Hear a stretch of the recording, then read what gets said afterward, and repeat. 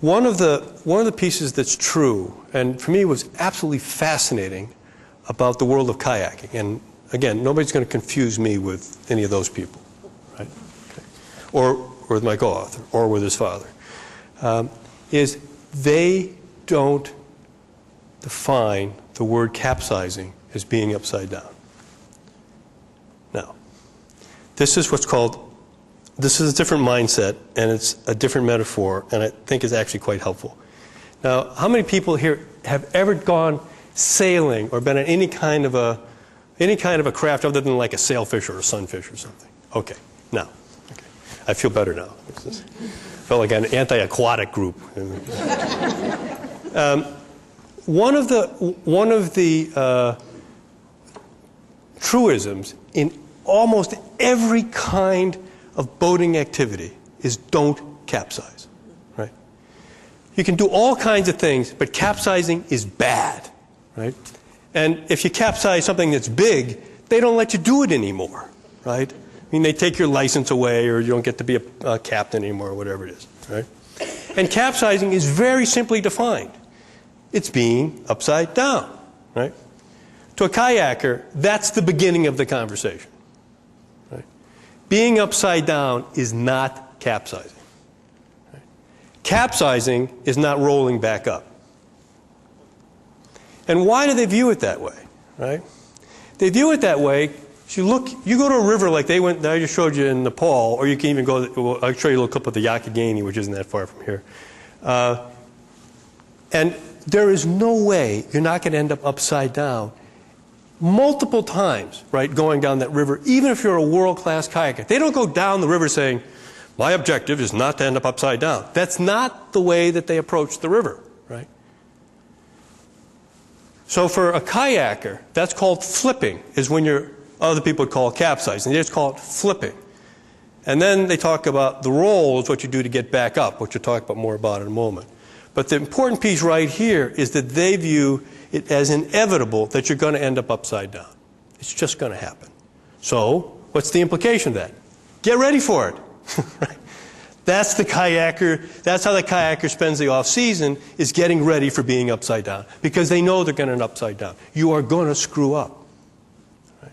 This is a fundamentally different viewpoint of what it means to go to work. I'm going to screw up. Okay. Right. Now, the objective is not to screw up, right?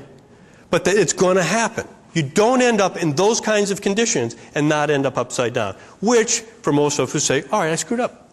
Right.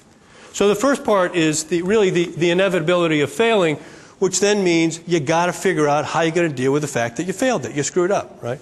Now, in kayaking, you end up upside down, and the issue is how to get right side up. And there are techniques, and I want to show you a clip or two about this. But as I start talking a little bit about rolling, which is the compensatory device here for being upside down in a kayak, is I'd like you to think a little bit about how do you flip at work. Right? What are the ways that you are likely to end up upside down? Because when we get to the end of this little section, I'd like you to have some conversation about that, and we can talk a little bit about ways that you flip and ways that we roll.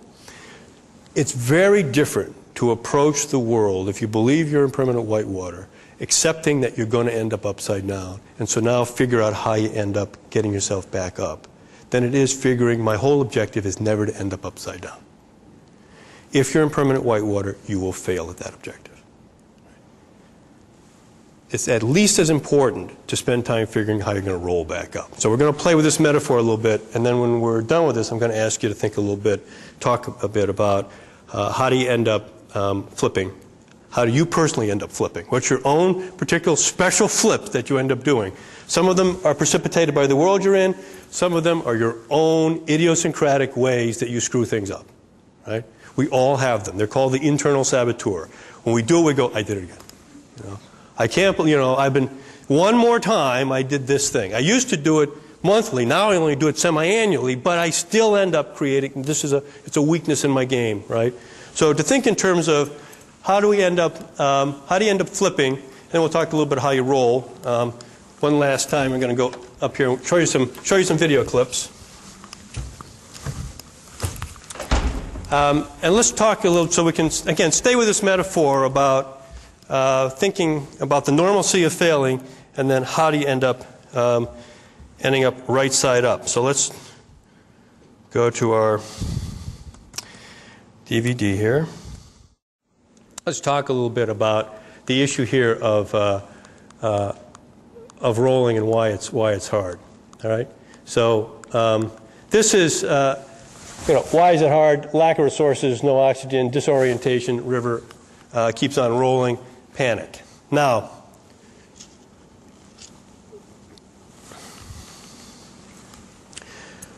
why does it matter, apart from what we're talking about individually, for you to be able to get back up as fast as you can get up? So let's just stay with the image. For yourself, why does it matter? So when you think about yourself at work, your career, what you're doing, why does it matter for you to get back up right as fast as you can when you've flipped? This is not a trick question. Why does it matter? Why do you care? Why don't you take the week off?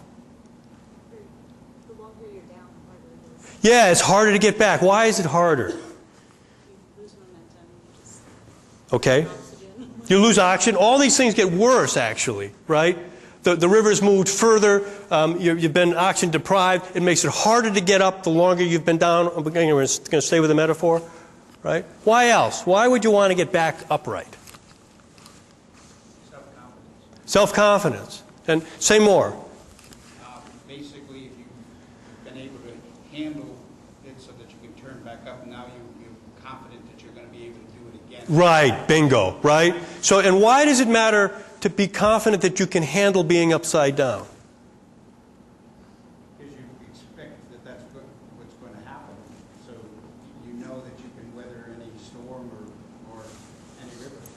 And it may affect, I'd suggest, the likelihood of whether or not you'll take a risk or not, which in a turbulent world you don't want to be reckless, but you want to be able to take risk, right? One of the things we know about the development of high potentials in particular is you want them to be exposed, if not to failure, at least be close enough to failure that they were legitimately felt that they might fail, right? You want them to have that experience early on in their career for exactly the reason you said. I don't want you late in your career in charge of a whole bunch of stuff, having to deal for the first time with what does it feel like from an interior standpoint to have that sense of, I might fail. I really might fail here, right? I may not be able to get back up. That's a whole interior journey that if you haven't gone through it at least a couple times, it makes it very difficult because it takes that much work to go through it the first time. And the further I am in my career for that to happen, the more of a cost or risk that I am. So it's self-confidence that I'm going to get through this in some fashion. And even if I end up failing at this, I'm going to have a way that I can get back up right. It's an important thing to know about yourself. Right? Now, why would your teammates, what's happening, let's say with a metaphor, if you end up upside down and you can't roll back up, all right? So what's the other way that you get yourself to air if you can't roll yourself back up in a kayak? Yes, for help. Well, that would be gurgle for help in this particular case, all right? But, yeah, you bail. Since I can tell you anything about kayaking, since nobody's kayaked, I'll tell you this, right? You can check this out. When you go on whitewater kayaking, what you end up with what they call a spray skirt, which in modern kayaks, it clips on, so it's got a bunch of little buttons that secure the spray skirt. That's to keep water out of the kayak, because the kayak, like any craft, is better when it doesn't have water in it. So you've got that, right? So that's all you need to know now to play out this metaphor. So you don't have a roll. You don't have a way to get back up. You haven't mastered that, right? So you're going to get out of the kayak. You're upside down. Let's go through the steps. What's going to happen now? What's the first thing you're going to do? Yes?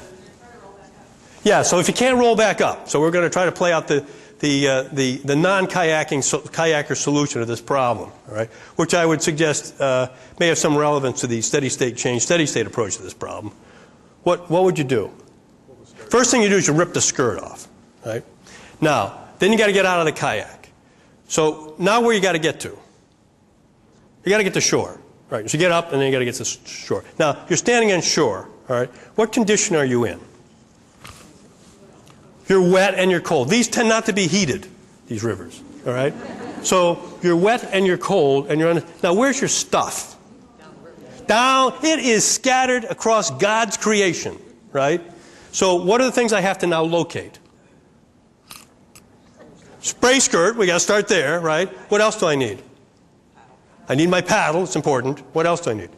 My kayak, all right? So I got to go get all those things, wherever they are. And depending on how white the water is, that's either harder or easier, right? After I get the kayak, now what do I have to do with the kayak? Think very concretely here. What have I got to do with the kayak? Probably get the water. Get the water out. Right, this is, all right, so, I mean, it doesn't take forever, but you got to tip it over, you got to shake it out, you got to get the water out, then I got to put the spray skirt back, all right, I'm cold, I'm wet, I got to take How long has all this taken me, do you think? Forever is certainly how it feels. It's taken you, at the very least, it took you 15 to 20 minutes. And it can easily take you twice that long, depending on where your stuff is all scattered. What are your fellow travelers doing while you're doing this? Well, yeah, you have really nice friends. Everybody said downriver, they're downriver. Well, hopefully they don't give up on you that fast, all right? All right? So, where are they, I mean, they may help you with this stuff, all right, but a lot of stuff they can't help you with. So basically, what's happened to their trip while you're doing this? It stopped, all right? So what do you think their attitude is the first time you can't roll back up? They're concerned. Your friends are getting nicer now, but okay. So they're concerned, all right, that they may actually be laughing at you a little bit and kidding you about it, all right? What about the second time? Less humor. Third time. They're getting really annoyed, right? I did not go on this trip today to spend my time on the river watching you not be able to recover from something we all knew could happen, right? So it's both for your own well-being that you want to practice roles, right?